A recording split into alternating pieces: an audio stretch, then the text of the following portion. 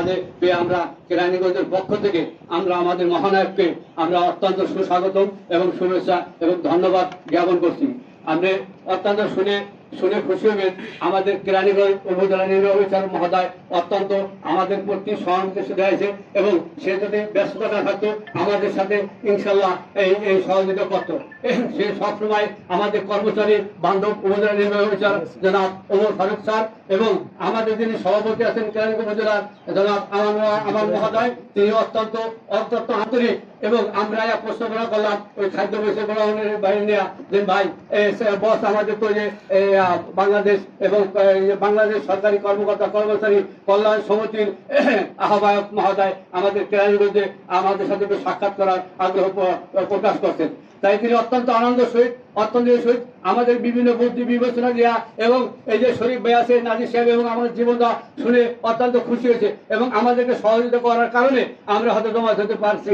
আজ কিন্তু তারা শরীফ ভাই এবং সভাপতি মহোদয় জীবনদা যদি সহযোগিতা না করতো আমরা হয়তো এই মঞ্চে বসে এবার সুন্দর একটা পরিবেশে আমরা কথা বলার সুযোগ পেতাম না।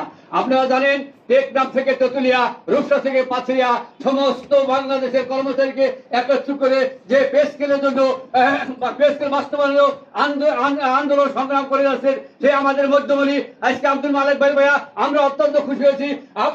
আমরা বলতে চাই কেরানীগঞ্জের পক্ষ থেকে আপনি হাতকে শক্তিশালী করতে হবে এবং মালিক ভাই হাতকে শক্তিশালী করতে হবে, ইনশাআল্লাহ অতি সত্য গেজেট পাবো।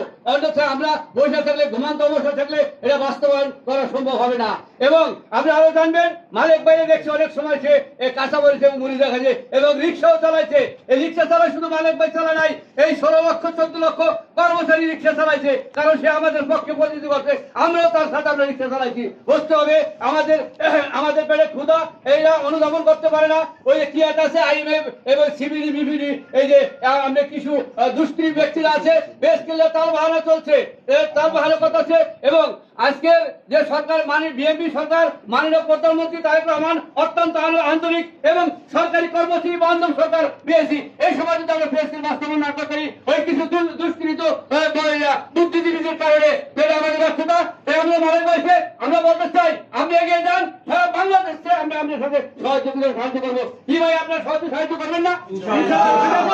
ইনশাআল্লাহ। তাই বরঞ্চ বিকালে সবাই ক্ষুধার্ত অবস্থা অনেকে লাঞ্চ করেন নাই, তাহলে বক্তব্য দীর্ঘদিন আপনার সবাইকে আবারও সুস্বাগতম জানিয়ে এবং আমি মালিক ভাইকে আবারও সুস্বাগতম জানিয়ে কেরানীগঞ্জের পক্ষ থেকে ধন্যবাদ জানিয়ে আমি আমার বক্তব্য শেষ করছি।